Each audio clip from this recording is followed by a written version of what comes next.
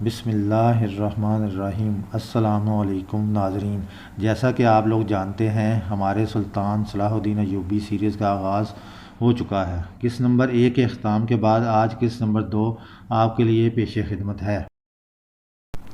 کیسے روم مکمل طور پر پادریوں کے زیر اثر تھا، اس لیے اس نے اپنے سیاسی مشیر لوکس کی باتوں پر کوئی دھیان نہیں دیا۔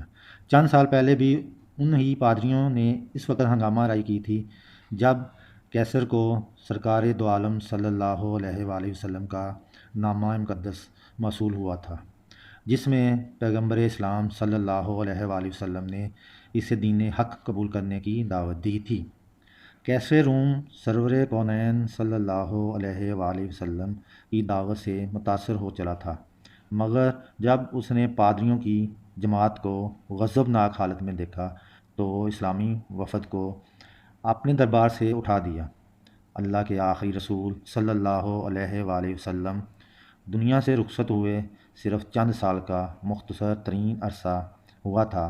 دنیا کے بڑے بڑے کاہن، نجومی، سیاست اور جنگ کے ماہرین سوچ بھی نہیں سکتے تھے کہ پیغمبر اسلام کے نام لیوا صحرا کے دامن سے نکل کر ایران جیسی عظیم طاقت کی بساط الٹ کر رکھ دیں گے۔ وہ ایرانی جو خود کو دنیا کی سب سے مہذب اور طاقتور قوم سمجھتے تھے، جب پہلی بار مسلمان سفیر حضرت عبداللہ بن حذافہ رضی اللہ تعالی عنہ حضور اکرم صلی اللہ علیہ وآلہ وسلم کا نام مقدس لے کر ایرانی شہنشاہ خسرو پرویز کے دربار میں ایک خاص ادائے بے نیازی اور جلال ایمانی کے ساتھ داخل ہوئے تھے تو ایرانی شہنشاہ نے صحابی رسول صلی اللہ علیہ وآلہ وسلم کو بڑی نفرت و حقارت کے ساتھ دیکھا تھا۔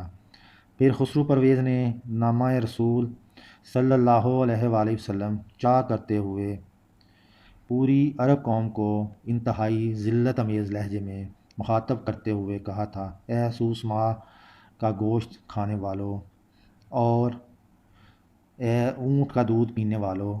پھر جب ناکام سفارت کے بعد حضرت عبداللہ بن حذافہ رضی اللہ تعالی عنہ نے رسالت مآب صلی اللہ علیہ وآلہ وسلم کی خدمت اقدس میں حاضر ہو کر نامہ مبارک چاک کرنے کا واقعہ سنایا تو سرور کونین صلی اللہ علیہ وآلہ وسلم نے فرمایا، خسرو نے میرا خط چاک نہیں کیا، اپنی حکومت کے ٹکڑے کر دیے۔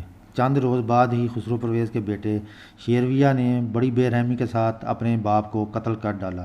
پھر چند سال بعد حضرت عمر فاروق رضی اللہ تعالیٰ عنہ نے ایرانی سلطنت کے مضبوط ترین ستونوں کو کسی بوسیدہ کتاب کے اوراق کی طرح ہوا میں اڑا دیا۔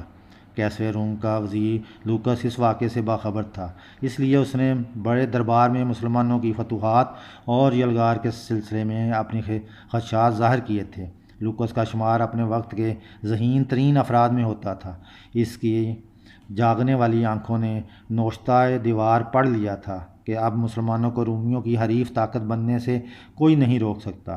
یہی وجہ تھی کہ لوکس بار بار کیسر روم کو صورتحال کی سنگینی کا احساس دلانے کی کوشش کر رہا تھا۔ پادری شہرام کے جاسوس محل کے گوشے گوشے میں پھیلے ہوئے تھے۔ جب ان جاسوسوں نے کیسر روم اور وزیر کی خفیہ ملاقاتوں کی اطلاع دی تو پادری شہرام گہری سوچ میں ڈوب گیا۔ پھر اس نے وزیر لوکس کو سیاسی منظرنامے سے ہٹانے کی تدبیر سوچ لی۔ اس وقت روم عیش پرستوں کا مرکز تھا۔ بادشاہ، وزیر و امراء اور خواص و عوام رقص و سرور اور شراب نوشی کو انسانی زندگی کا ایک لازمی حصہ سمجھتے تھے۔ کیف و نشاط کی زندگی گزارنے پر کوئی قانونی اور اخلاقی پابندی عائد نہیں تھی۔ اپنے اسی ماحول کے زیر اثر وزیر لوکس بھی کیف و نشاط کا دل دادا تھا۔ پادری شہرام نے اس کی اسی کمزوری سے فائدہ اٹھایا۔ ایک رات جب لوکس خوبصورت عیسائی رقاصہ سوسن کا ہوش ربا رقص دیکھ رہا تھا تو مسلسل شراب نوشی کے اثرات سے اس کے ہوش و حواس زائل ہوتے جا رہے تھے۔ پھر اسی کیفیت میں اس نے سوسن سے رات کا آخری جام طلب کیا۔ سوسن بصد ناز و ادا لہراتی ہوئی آگے بڑھی اور اس نے دوسرے زرنگار سرائی سے لوکس کا جام لبریز کیا۔ اس سرائی میں پادری شہرام کے منصوبے کے مطابق ایک خاص زہر شامل کر دیا گیا تھا، جسے بڑے سے بڑا طبیب بھی آسانی کے ساتھ نہیں پہچان سکتا تھا۔ شراب حلق سے اترتے ہی لوکس کی حالت غیر ہونے لگی۔ وہ شدید کرب کے عالم میں فرشی نشست سے اٹھا اور لڑکھڑاتی زبان میں رقاصہ سے پوچھنے لگا، سوسن، آج تم نے مجھے کیسی شراب پلا دی ہے کہ میرے دل کی دھڑکنیں قابو میں نہیں ہیں؟ سوسن کے احمرین ہونٹوں پر قاتلانہ تبسم ابھر آیا۔ سلطنت روم کے عظیم وزیر ساقی بھی وہی ہے، جام و پیمانہ اور صحرائی بھی وہی۔ شاید یہ موسم بہار اور چاندنی رات کا اثر ہے کہ شراب میں تیزی آ گئی اور نشہ عام دنوں سے زیادہ گہرا ہو گیا۔ لوکس کچھ اور کہنا چاہتا تھا مگر اچانک ہی اس نے دونوں ہاتھوں سے اپنے دل کو پکڑ لیا۔ وزیر سلطنت کا چہرہ پسینے سے تر ہو گیا۔ پھر وہ شدید اذیت کے عالم میں چند قدم آگے بڑھا اور لڑکھڑا کر فرش پر گر پڑا۔ لوکس کی یہ حالت دیکھ کر رقاصہ سوسن مسلسل مسکرائے جا رہی تھی۔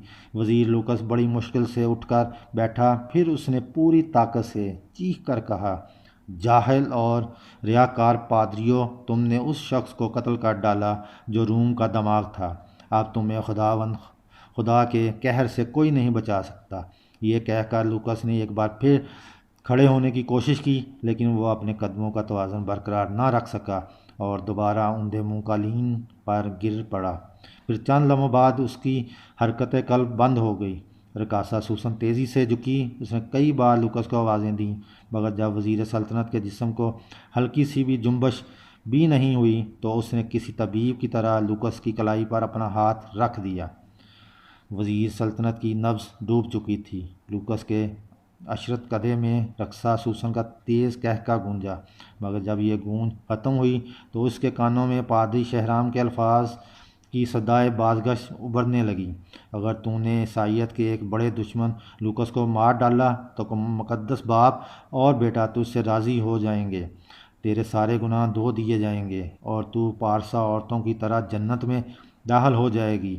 پھر جب رقاصہ سوسن وزیر سلطنت لوکس کے کمرے سے نکل کر محل کی راہداری سے گزر رہی تھی تو اس کے دل و دماغ پر سرشاری کی کیفیت سی طاری تھی۔ سوسن کو یوں محسوس ہو رہا تھا جیسے وہ جنت کی کسی وادی میں محو خرام ہو۔ دوسرے دن کیسر روم اپنے مشیر خاص کی لاش پر اداس کھڑے تھے۔ شاہی طبیب تمام تر کوششوں کے باوجود اس زہر کی نشاندہی نہ کر سکے جسے پادری شہرام نے بڑی ذہانت کے ساتھ لوکس کے جسم میں داخل کرایا تھا۔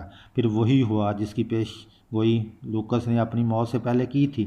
اب اسلامی لشکر عیسائی سلطنت کی طرف پیش قدمی کر رہے تھے۔ پھر کچھ دن بعد ہی امین الامت حضرت ابو عبیدہ بن جراح رضی اللہ تعالیٰ عنہ کی قیادت میں اسلامی فوج نے دمشق، اردن، حمص پر قبضہ کر لیا۔ یہ تمام عیسائی علاقے کیسر روم کی حدود سلطنت میں شامل تھے۔ حضرت ابو عبیدہ رضی اللہ تعالیٰ عنہ نے جزیہ لے کر تمام عیسائیوں کو مکمل امان بخشی اور برابری کے حقوق ادا کیے۔ نہ کسی عورت کی آبرو ریزی کی گئی، نہ کسی بوڑھے اور بچے کو قتل کیا گیا اور نہ ہی ان کے مکانوں کو آگ لگائی گئی۔ مسلمانوں کے اس طرز عمل کو دیکھ کر عیسائی عورتیں اور مرد آپس میں گفتگو کیا کرتے تھے کہ یہ کیسے فاتح ہیں کہ جنہوں نے ہماری عزت و آبرو کے پہرن کو چاک نہیں کیا، ہمیں سامان رسوائی کے ساتھ بازاروں میں نہیں پھیرایا اور ہمارے مال و متاع کی طرف دیکھنا تک گوارا نہیں کیا۔ زندگی کی یہ رعایتیں، یہ امن و سلامتی، یہ عدل و انصاف اور یہ مساوات تو ہمیں ہرقل اعظم نے بھی نہیں بخشا تھا۔ دمشق، اردن اور حمص کی فتوحات نے رومی عیسائیوں کو بدحواس کر دیا تھا۔ پھر مقامی باشندوں کی ایک بڑی جماعت کیسر روم کے دربار میں اس طرح داخل ہوئی کہ ان کے بال بکھرے ہوئے تھے اور گریبان چاک تھے۔ وہ سب کے سب سر سے پاؤں تک درد کی تصویر بنے ہوئے تھے۔ کیسر روم نے ان شکستہ حال لوگوں کی طرف بڑی حیرت سے دیکھا اور پھر انتہائی نرم لہجے میں پوچھا، اے یسوع مسیح کے ماننے والو، آخر تم پر کیا افتاد پڑی ہے؟ دمشق اور اردن کے عیسائیوں نے رو رو کر کہا، اے ہرقل اعظم، اے عیسائیت کے نگہبان، ہم پر افتاد نہیں پڑی ہے بلکہ قیامت ٹوٹی ہے۔ ہمارے فریاد سن اور ہمارے دکھوں کا مداوع کر۔ فریادیوں کی یہ گریہ آزاری دیکھ کر کیسر روم کے چہرے کا رنگ بدل گیا اور اس نے انتہائی تند و تیز لہجے میں فریادیوں سے پوچھا، وہ کون ہے جس نے تم پر یہ قیامت توڑی ہے؟ میں اسے عبرتناک سزا دوں گا اور تمہارے تمام دکھوں کا ازالہ کروں گا۔ وہ عرب کے مسلمان ہیں جنہوں نے ہماری زمینوں پر قبضہ کر لیا ہے اور ہمارے گھروں کو آگ لگا دی ہے، ایک فریادی نے زار و قطار روتے ہوئے کہا۔ بوڑھے اور بچے قتل کیے جا رہے ہیں، دوسرے فریادی نے ہچکیوں سے روتے ہوئے دنیا کا سب سے بڑا جھوٹ بولا، اے ہمارے بادشاہ، سلیب کی بیٹیاں بے اماں ہیں، وہ مسلمانوں کی حوث کا نشانہ بن رہی ہیں۔